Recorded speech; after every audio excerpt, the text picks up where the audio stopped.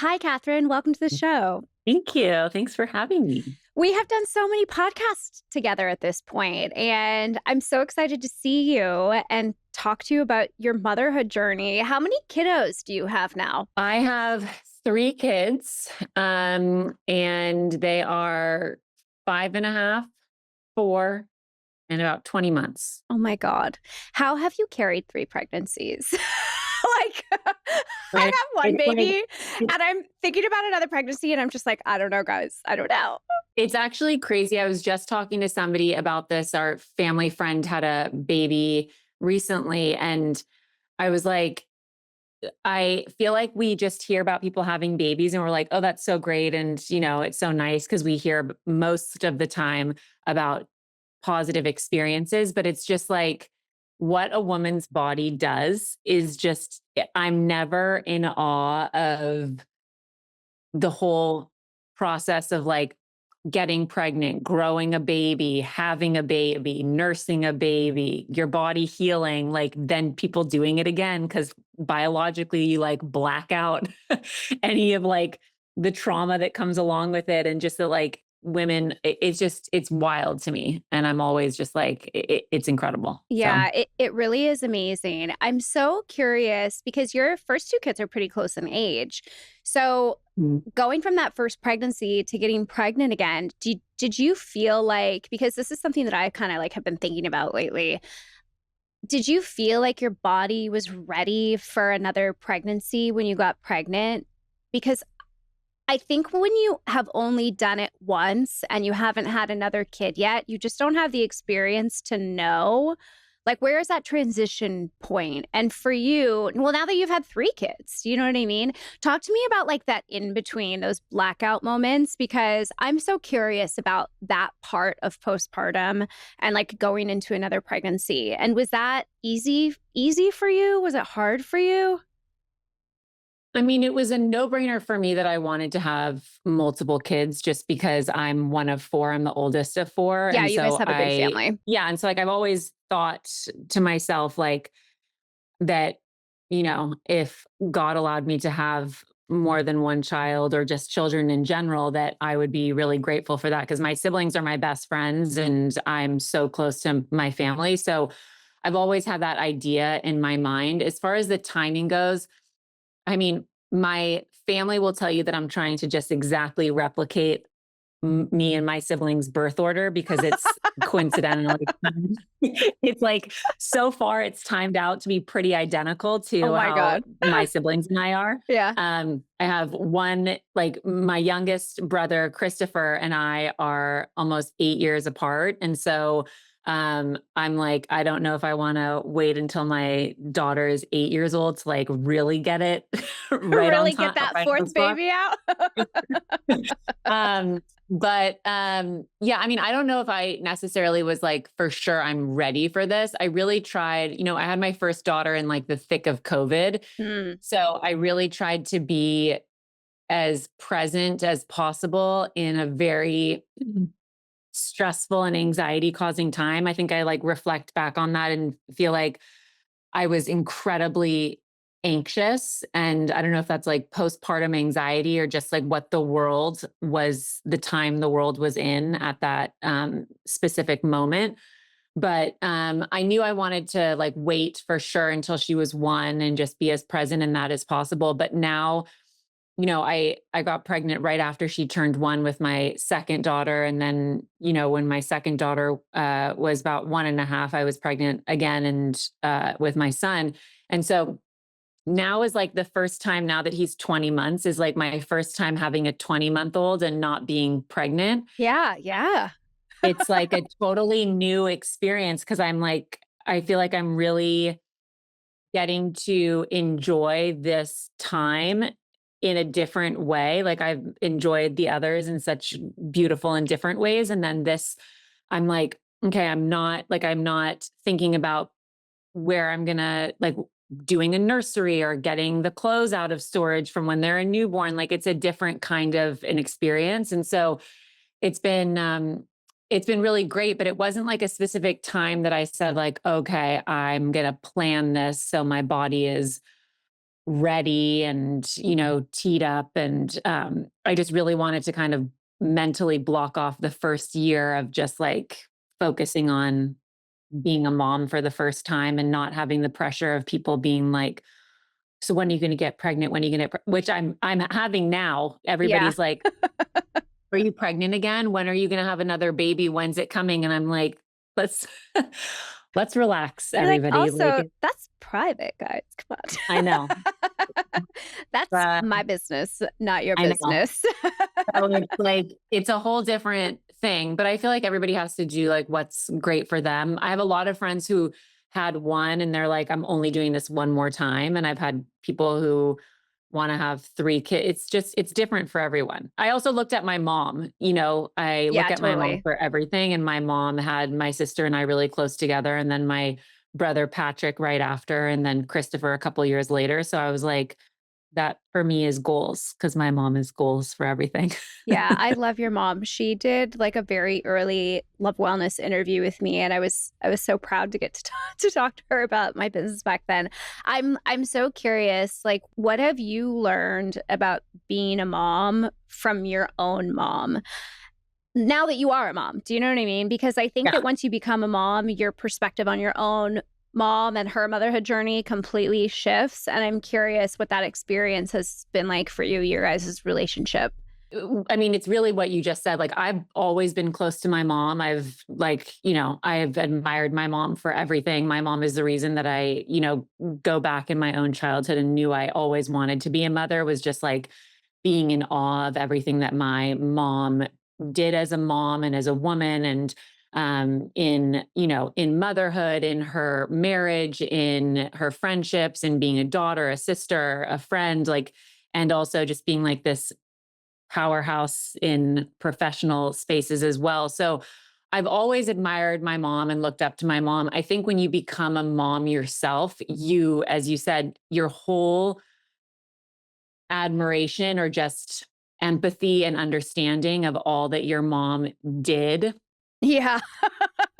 changes dramatically. Like it is like I feel like I've always respected my mom. The respect that I have for my mom as a mother of four and doing all the things that she did when we were little and even still today I'm just like, how did you do all of that? It's like, you know, I'm I asked my mom questions about motherhood and about kids and being a wife and like every single area I ask her questions in because I admire her in all the different areas. I would say for motherhood, I'm just I don't even know where to begin how my respect for her shifted. And then also like, it's when you become a parent and then have your kids get a little bit older and maybe you look back on certain things from your childhood and you're like, especially sibling dynamics.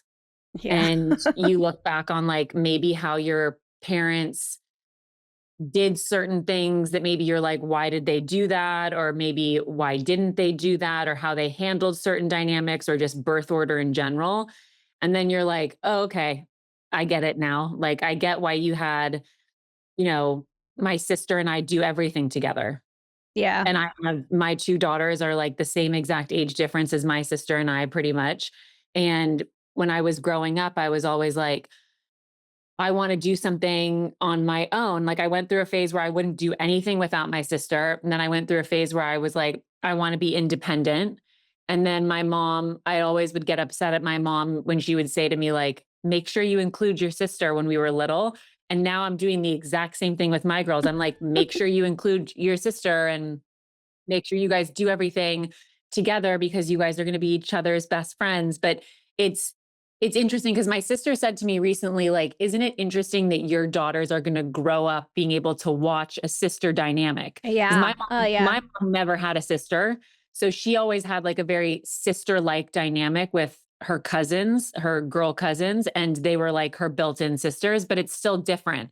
So it's a lot of it was like my mom didn't know how to navigate or like, help a sister relationship or dynamic. And my sister and I are best friends and we talk like 17 times a day. So I'm excited for my girls as well. Yeah. But like the kind of earlier years of like how to manage them each being their own individual person and not having them do everything together. It's like something I'm mindful of and also aware of when I look back on like my own childhood and my understanding of why my mom may have done certain things or chosen to have us do things together or separate or mindful or, it's a wild ride. Yeah. I remember I have a very early memory. I must have been 4 or 5 years old because I remember the house we were living in. And my sister and I must have been fighting or being brats or something. And I remember my mom breaking down and crying. And it's like one of this, like, these early memories that like will forever be there in my brain. And I don't think I fully understood it until I became a parent. And I'm like, oh, that totally tracks. Yeah, it's But it was true. one of the first times as a child that that moment humanized my mom for me, even as a very, very young child. It really struck me early that like my mom has emotions, my mom is her own person.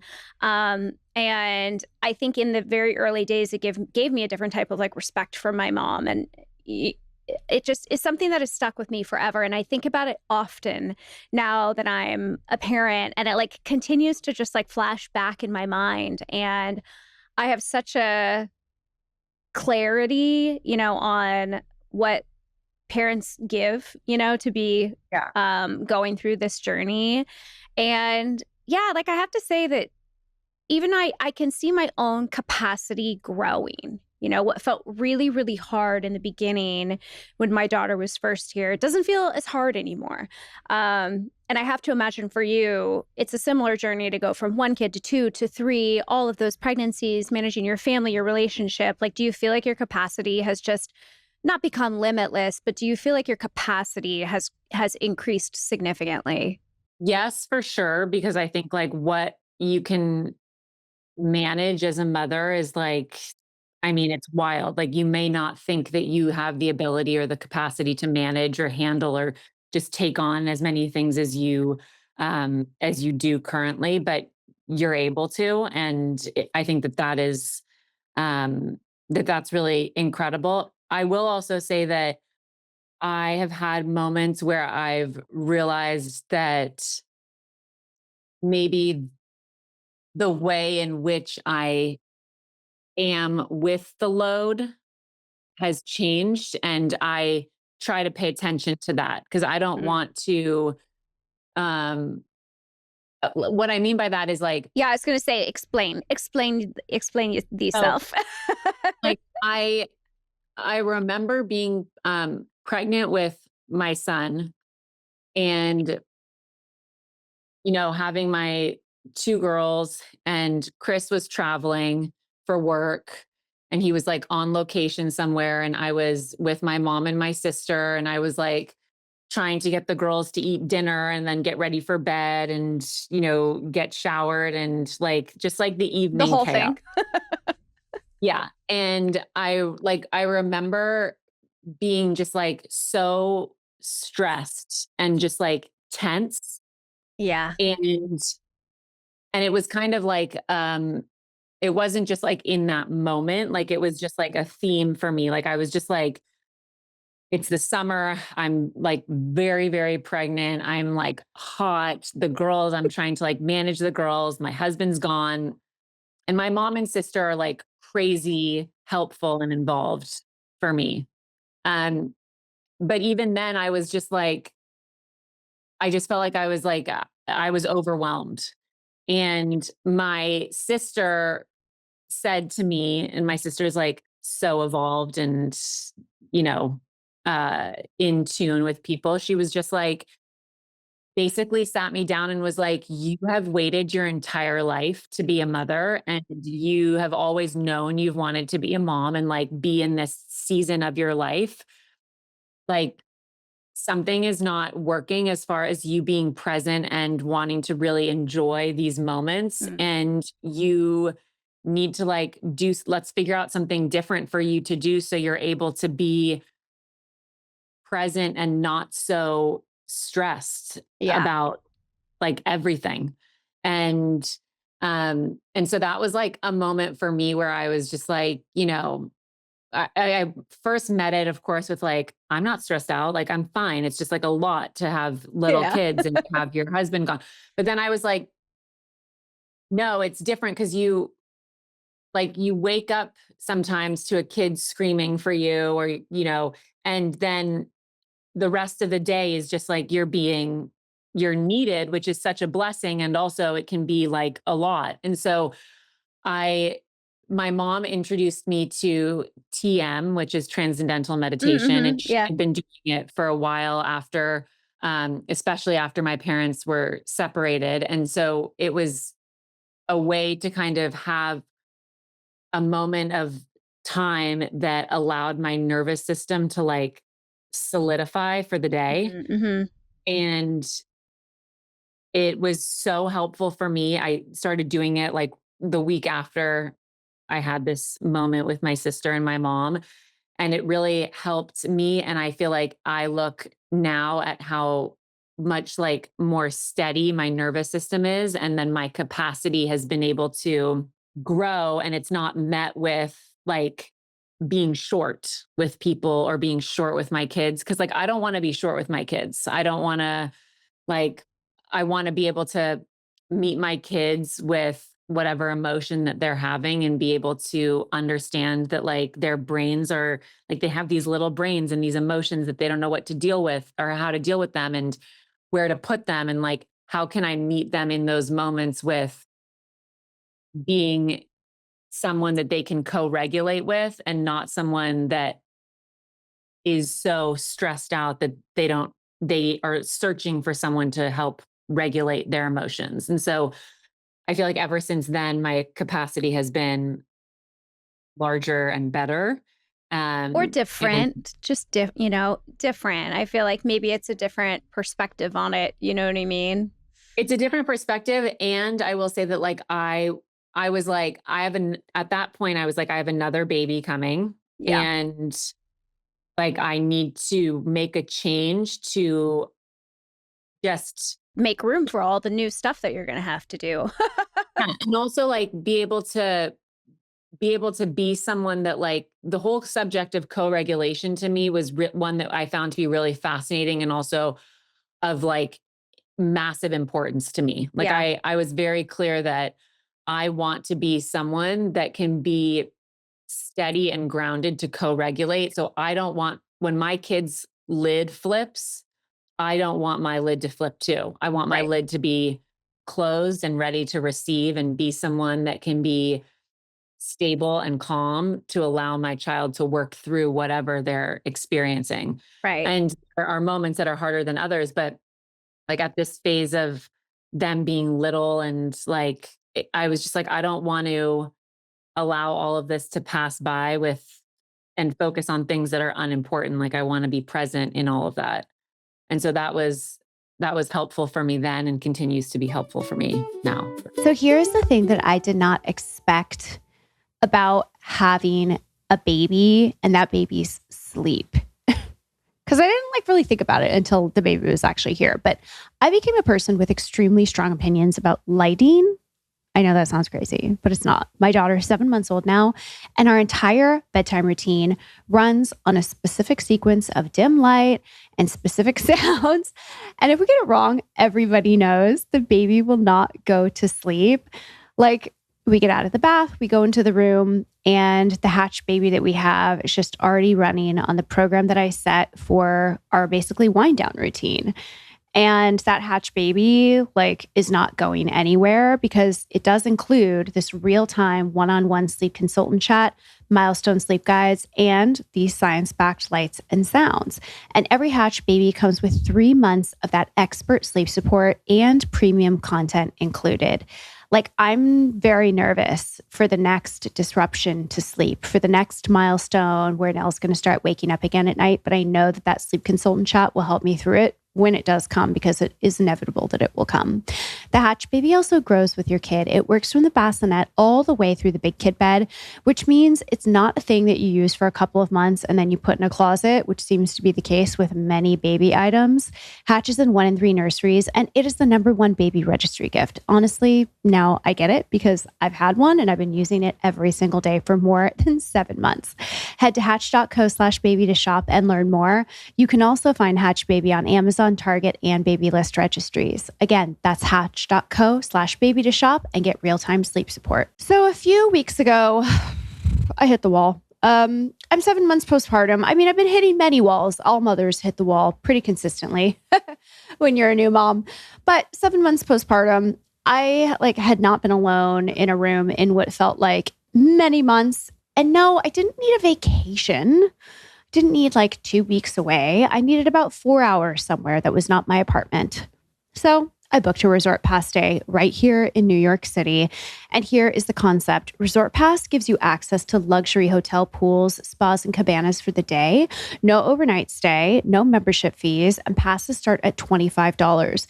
You book in under 5 minutes and all of a sudden, you are poolside. They partner directly with more than 2,500 hotels and resorts across the US, the Caribbean, and Mexico. 6 million people have already done this, and there are over 100,000 five-star reviews. They even do same-day booking, which is the feature that I personally need and love. I came home from my day at this beautiful pool, and I was just a different person. I got to just read my book. Same day, same life, but an entirely different mood. Visit resortpass.com/goodmom to get $20 off your first booking of $100 or more. That's resortpass.com/GOODMOM for $20 off. Resort Pass. The day is yours. Yeah, I think one of my observations when I remember it, you know what I mean? Because I think as you're going through your day, it's sometimes very hard to get outside of yourself, especially if you're having a stressful day, to kind of remember what's actually going on. And when I am able to do that and step out of myself, I'm you're exhausted because your brain has been on and going since 6:45 this morning, waking up to, tears in the other room. And you literally don't get to turn your brain off until you put your baby to bed. You know what I mean? And only parents go through that, where the brain is constantly turned on all day long. You don't get the opportunity to turn that brain off, to take the break, to rest. You know what I mean? And Yeah. even if your baby is napping, you're still okay, what are we doing when the baby gets up from the nap? Okay, now I'm making them food. Okay, now I'm thinking about how we're going to spend the afternoon. Now I'm ordering the sunscreen on Amazon, right? You never get to take that break until the day is over. And I think that that's part of the compounding effect of exhaustion that I think specifically moms talk a lot about, right? The mental load, even when you're not physically caring for your baby, your brain is just still going constantly. You know what I mean? But when I'm able to step back and be oh, this is potentially why I feel like this today, it sort of helps me find peace in that, because I realize that I'm not a bad mom, and we're not really having a bad day. There's just physiological things happening in my body that actually explain a lot of the fatigue or stress or whatever that I'm feeling, right? It's not that I'm a bad mommy or whatever. You know what I mean? Yeah. Yeah, for sure. I think it's also I have found social media to be really great and helpful and a blessing in a lot of areas and times in life. And also I find it to be really unhelpful in a lot of The other pits. areas. And one of them is all of the moms talking about the exhaustion or not having me time, or um just talking about all of the stress of motherhood. And I understand it, because I'm it's helpful for people to not feel like they're alone in their journey of feeling moments in motherhood are chaotic. And also for me mentally, I'm if I'm focusing on that, I don't want to sit in that. Yeah. Like it's a little bit you kind of in this day and age play a little bit of a mental game with yourself of how much do I want to sit in the Totally.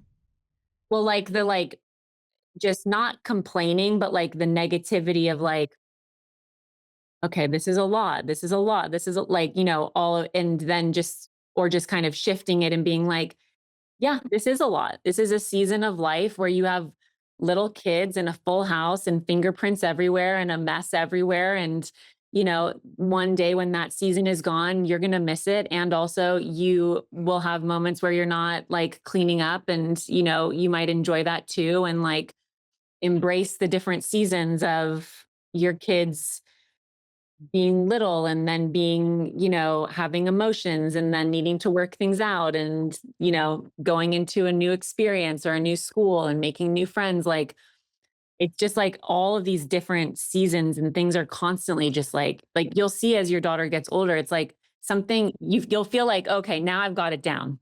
Like I have this down. And I then they got change it. No, no, I don't. and they change again. And you're like, and here's a new thing. Here's a new season. Like it's just, Yeah, I feel like a lot of it is like, who you surround yourself with, like, and also like the energy and the positivity and the language that's used. And, yeah, I for me, like completely I like agree. humor for me is like I have somewhat of like a dark sense of humor. So I like to bring humor into like a lot of moments of stress or like anxiety because that's Totally. like relieves me. So it's like figuring out what works for you also. I'm sure our own mommies still to this day are like, oh, Catherine and Lo, they just keep changing. Exactly. I'm sure they do. You know, we do. I don't think it ever ends. You know what I mean? Yeah, I'm sure. very curious. What kind of parent are you? Like, describe yourself as a parent. There are a lot of different things. Like if I have to think of my goal as a parent is to be loving, fun, kind, empathetic, understanding, safe. I think if you had to ask my siblings, they'd be like, "Oh, she loves a schedule," which I do. I definitely one thing like I definitely do differently than my mom and dad did is like I really prioritize the kids' schedule and naps and sleep and mealtime, Mm-hmm. which is like foreign to, to my mom and my dad. And Maybe there were fewer parenting books back then. I don't know.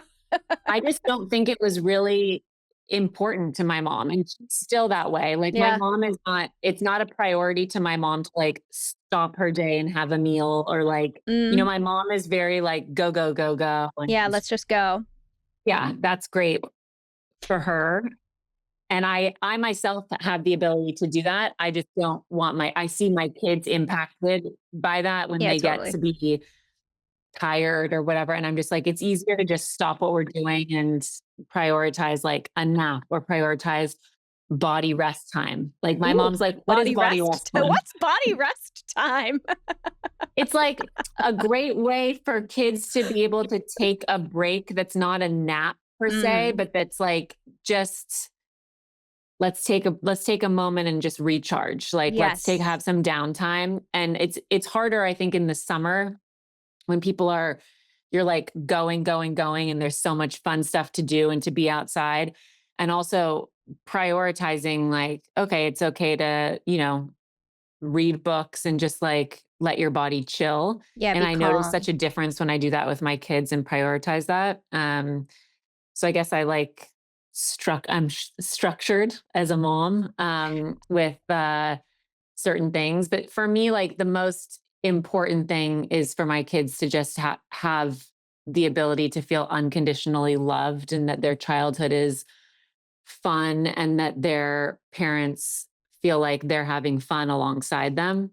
Um, and that's something that I always, now as a mom, I look back at all that my mom had on her plate and I know that my mom had moments of feeling stressed or overwhelmed.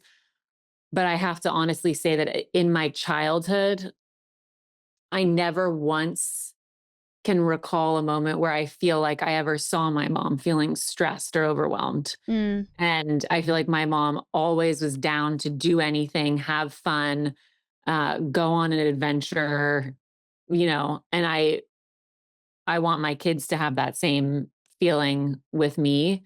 Um, and I also, it's really important to be present, which I think is so hard in the world today with everything feeling like we're being pulled in a million different directions. But that's really a priority for me as a mom, is to just like be present in this season of life, and really to enjoy it. So I know that bounced around a lot. No, it's okay. Do you think that that experience of how your mom showed up for you guys every day, like, when did you know that that was something that you wanted to recreate for your own children? Did you grow up sort of like with that belief system of, when I'm going to be a mom one day, I want to be a mom like my mom? Or did that sort Oh, of like for evolve sure. as you got closer to motherhood?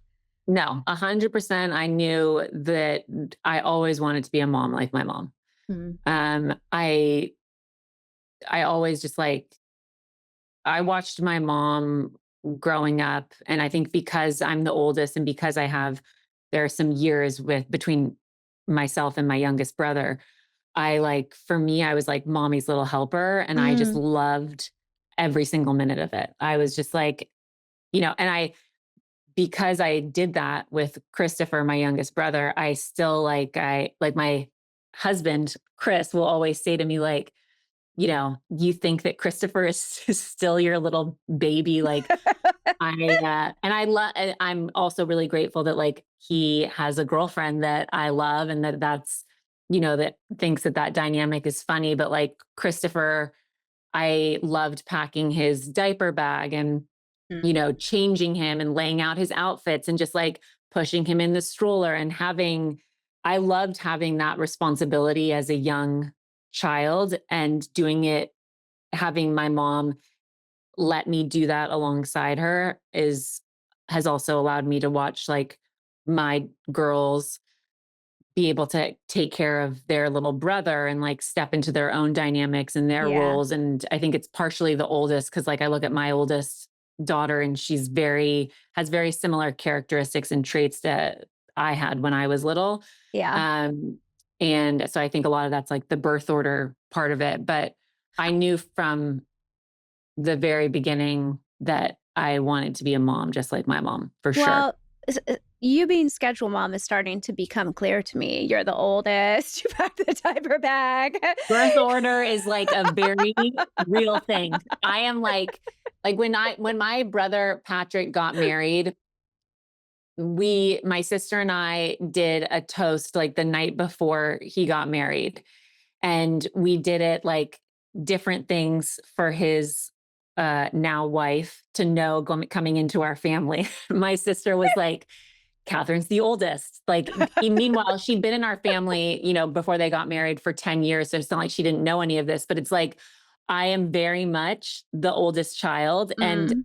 I know that there's been all this stuff on social media talking about like the plight of the oldest daughter, and like all of the stress and responsibility that comes with being the oldest child, and the responsibilities, and like growing up faster than maybe we would have grown up if we're not the oldest daughter. And, I had so many people sending me all of these articles, and still to this day, about like checking in on the oldest child. And Yeah. I'm like, I love being the oldest child. I love the responsibility. I love being in charge of the schedule. I love being in charge of getting everybody together, planning the trips, making sure everybody is like in a row, making sure everybody's situated for holiday. Like, I live for that I have no complaints about it at all. Yeah, I would say check on the middle child.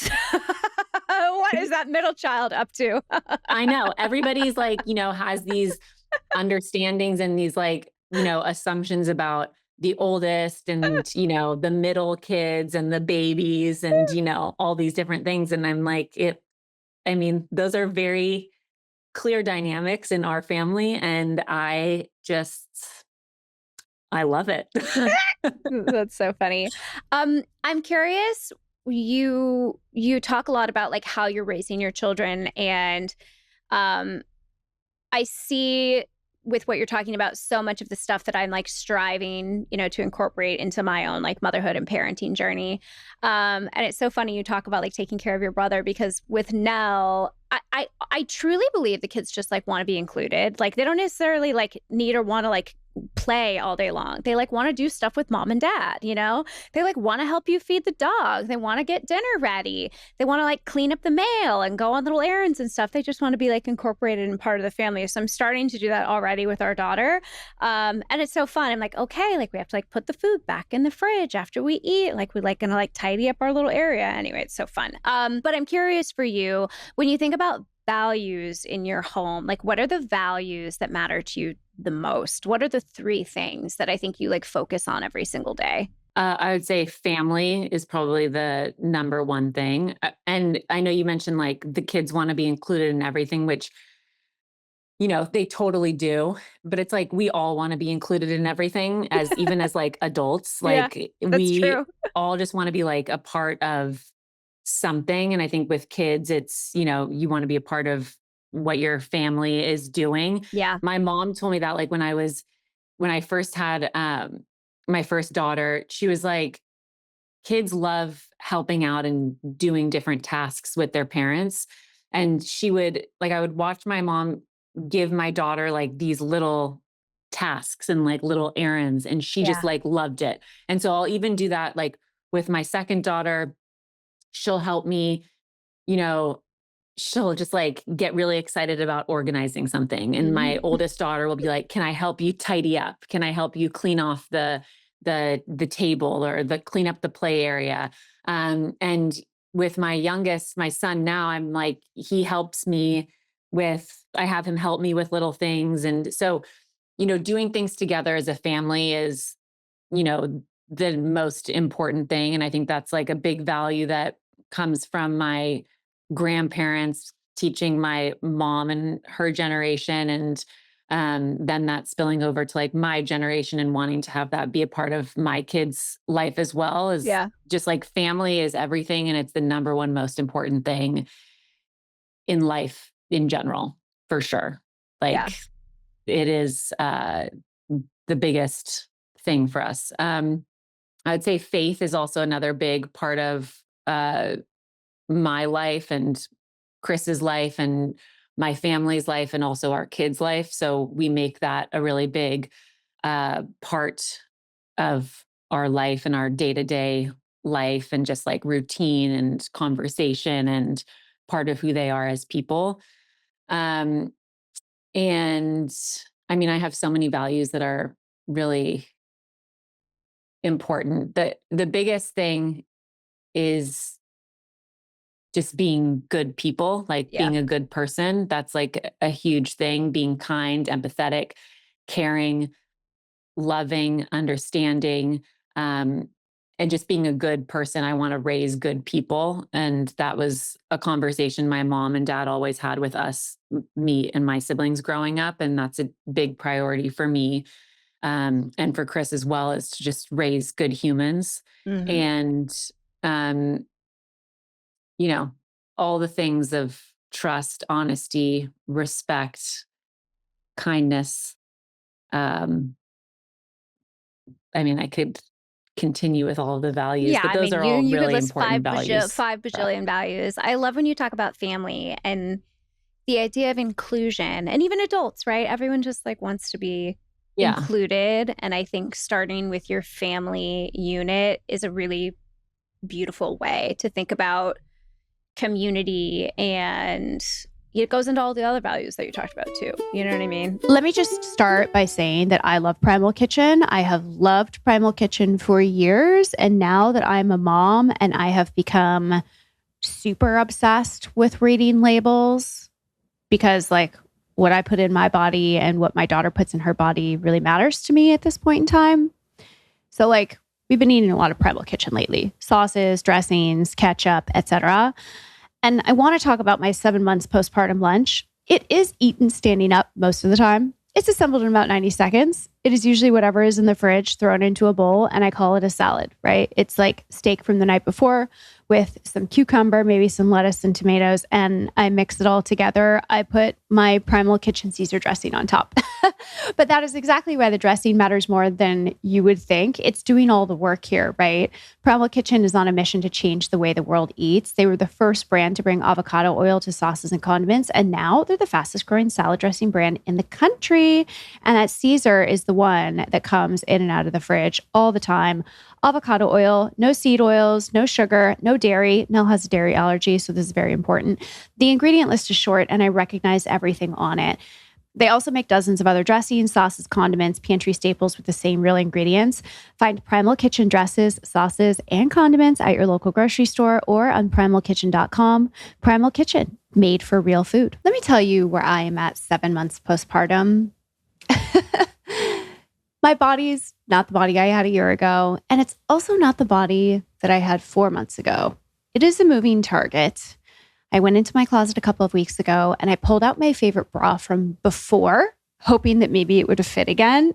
And it fit like I belonged to a stranger. It is so bizarre, but that is the thing that nobody warns you about. You spend the whole day adjusting straps, pulling up the band, counting down the hours until you can take it off. But Wacol has been helping women find a better fit for more than 40 years. Their fit experts have fitted more than 2 million women, and they understand that fit is not just a number. It is shape, comfort, support, and quality all at once. Bodies really do change, whether it's from stress or hormones or pregnancy or postpartum or just different stages of life. Wacol makes bras designed to support you through all of it, so you can think about your day instead of your bra.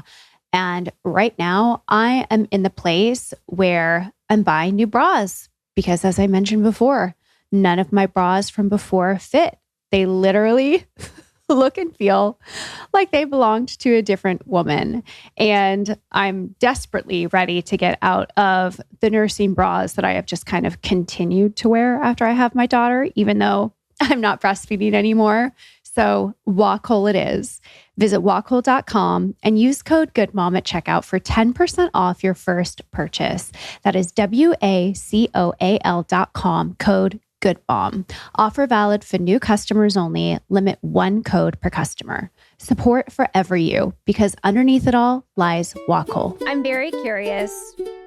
What is something about motherhood that has surprised you about yourself? I would say a moment. I mean, because I could always say like, sleep. Like I used to go to sleep really we early. need way more fucking sleep than we think. Yeah. Like I was always someone that like when I was in high school and college, my siblings would always be like, you're like a 40-year-old woman. Like you want to go to bed early, you want to stay home, you want to be with your family. And my mom would always be like, don't you want to go out? Like when I would be in college, I could probably count on one hand how many times I went out. Like what? One hand? Girl. I know. I never liked going out. I never liked going going to big parties. It was just was not for me. Not high on your priority list. It was not on my priority list. And I just was not, I always felt older than I was. And oldest daughter syndrome again, Katherine.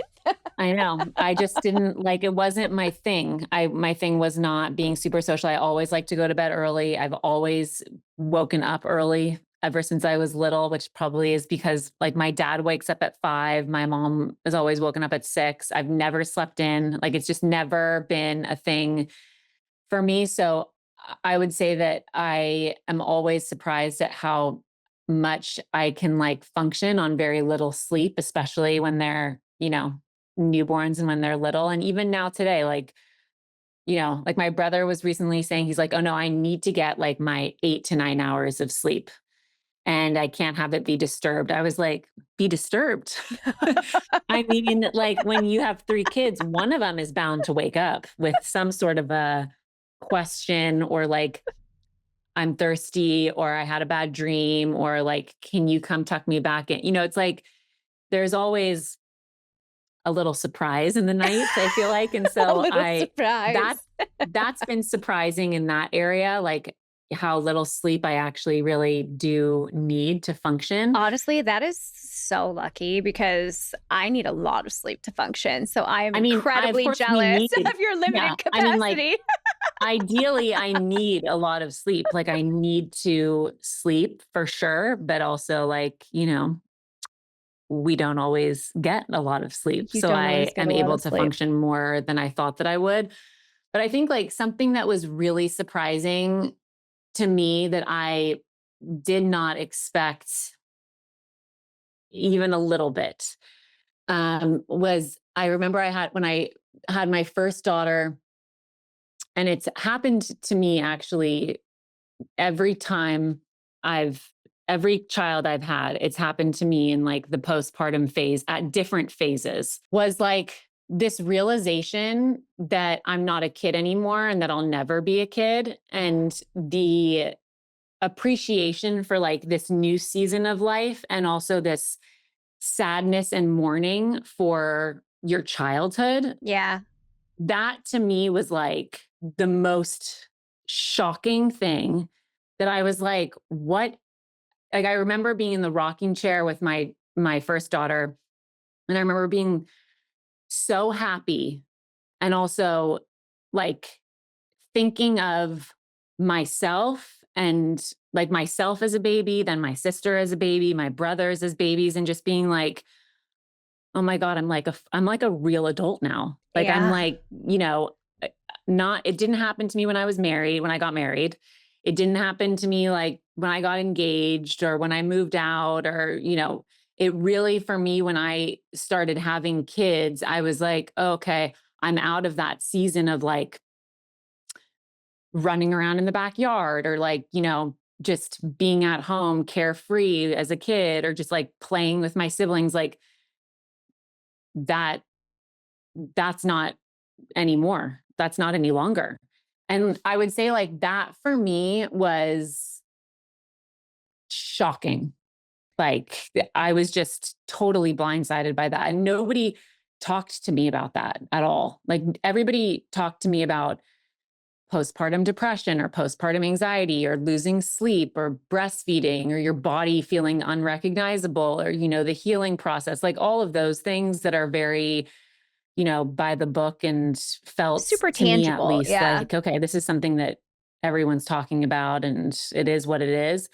But I felt totally blindsided by the mourning of my childhood for sure. And just being like, my childhood is definitely like then, and this is now.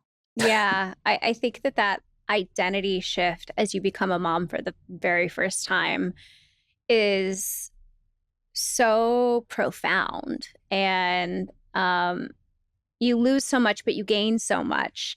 And Mm. all moms, when I talk to them about this, they're like, I'm so happy, but also, and like, I think to anybody that's listening, I just want to say that like that's a fair statement. Like duality exists. You can feel both things at the same time. Like, oh yeah, you're not a kid anymore and you're just supposed to like be okay with that now that you're a mom. Like you're allowed to feel all of these different ways. Um yeah, I went through the same thing. It's so sudden, right? That baby comes out and you can't put the bun back in the oven, nor do you want to. But the shift is like immediate, dramatic, and you never go back to the way that, it once was. Um okay, I have two quick fire questions for you as we wrap up today's episode. Okay, you have three kids, a variety of ages now. And so I love asking you this question, but top five kid items, go. Number one, I would say like travel water bottles. Oh, Those are like, they come everywhere with me, and I have them for each of my kids, and they're just like always thirsty at the most random times. you're So so eco-friendly that, also, Catherine, saving the earth with your travel water bottles. Bravo. exactly, refillable. Refillable, Zero yeah. waste. An eco queen over here. Yeah. I My girls, I truly cannot live without sticker books. Mm, Mhm. You'll enter the sticker book phase if you're someone who is not, like, I'm really mindful on the whole screen time thing. Like yeah. we don't really do much of that. And so when my kids need to just like have something to do that's kind of going back to how we were raised, sticker books. They will go, just get enamored by a sticker book, and that is something that is an absolute necessity for me right now. Okay, I'm going on Um, Amazon after this and looking up sticker books. yeah, they are a real thing. Um, I would say, what else do I like need to have with me at all times? I mean, snacks. I always have to have snacks with me in my purse. My purse is filled with most random snacks possible. So that's a big one. I feel like some sort of a sanitizing spray is something that I always have on me at all times because Mm, kids are gross and uh, they're beautiful and they're amazing. And also they need a good spritz every now and then if a hand wash isn't they available. are So gross. Yeah. that is a big thing.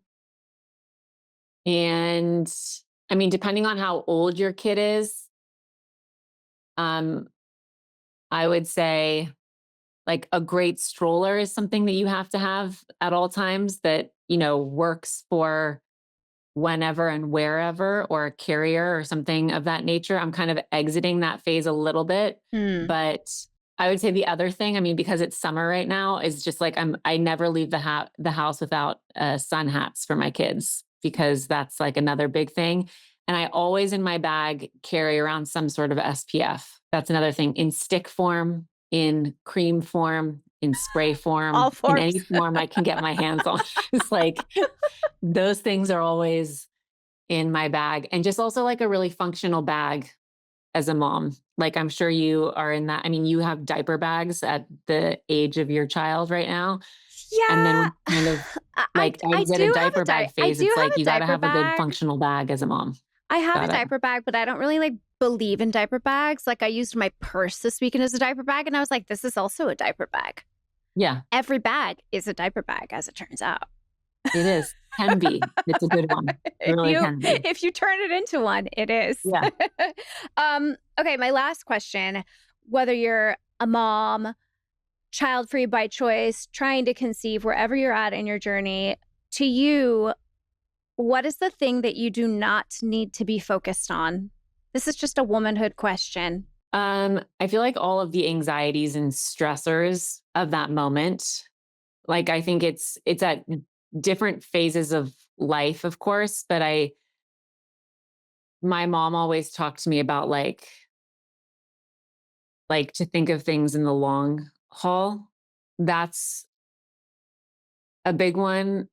And at the same time, I think just like being present in whatever season of life that you're in. Like I have a lot of younger cousins that are in like the dating phase Yeah. of life, and like, when am I going to meet the person? Why isn't this person calling me back? Or, should I text them? What should I say in this text message? Like, all of that, those stressors, or like Yeah, a lot of totally. people that I'm around also, it's like, do I want to have kids? Do I not want to have kids? Do I want to get married? Do I not want to get married? Like, I feel like having an open communication with yourself about all of these things, just like honest and real dialogues with yourself, not feeling all the pressures to be someone that you're not. Like if I have to go back to myself at different phases of my life, it's so hard in those moments, but just like remembering who you really are, what you really love. And if you ever want to know what that is, go back to what your interests were when you were a child. Like, what did you love as a kid? Who were you in preschool? Who were you in elementary school? And then don't focus on all the different things that life has thrown your way that have hardened you or made you into someone that you're really not.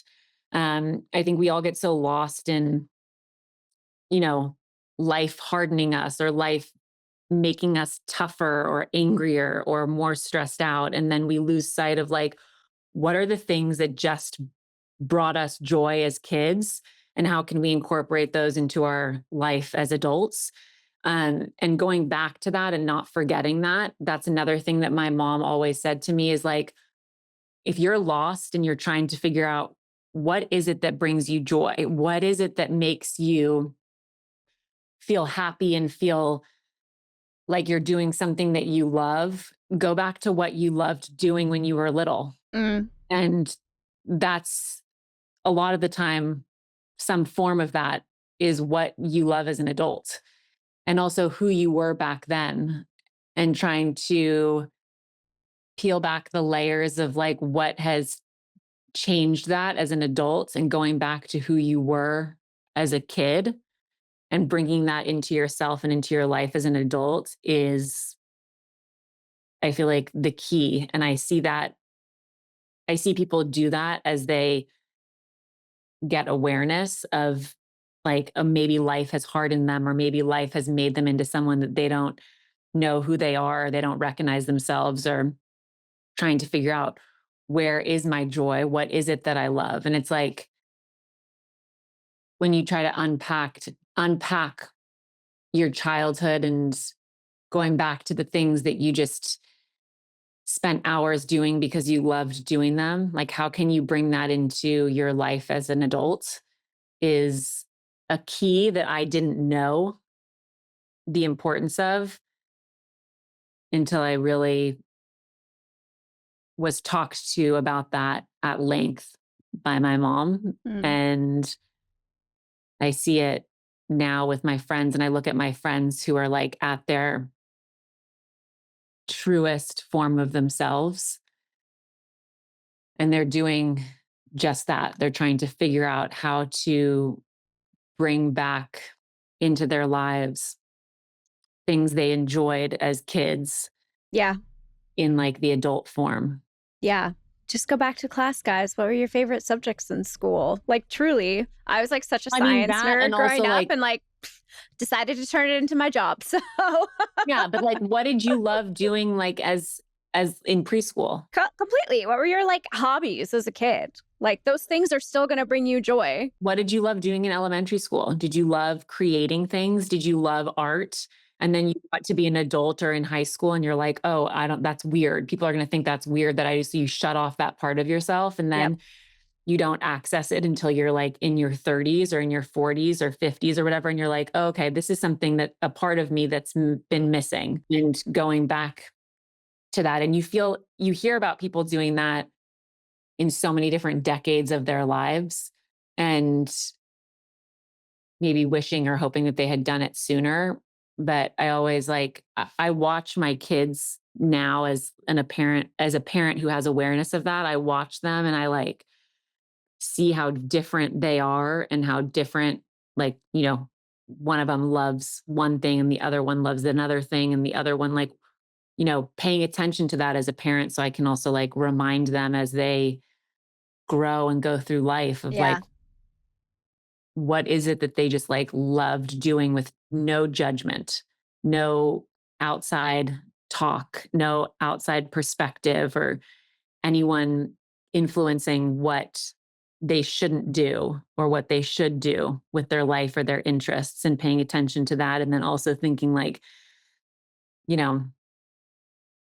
if you as an adult didn't have people saying to you like, that's weird, or that's not cool enough, or that's not making you enough money, or that's not a big enough deal as a career, or, someone's already doing that, what would you do? Yeah. I love that. I think that's really good advice. Katherine, you're a good mom. Thanks so much for coming on the show. Thank you. You're a good mom too. Oh, thanks. Yes. Thanks, Katherine. Thank you.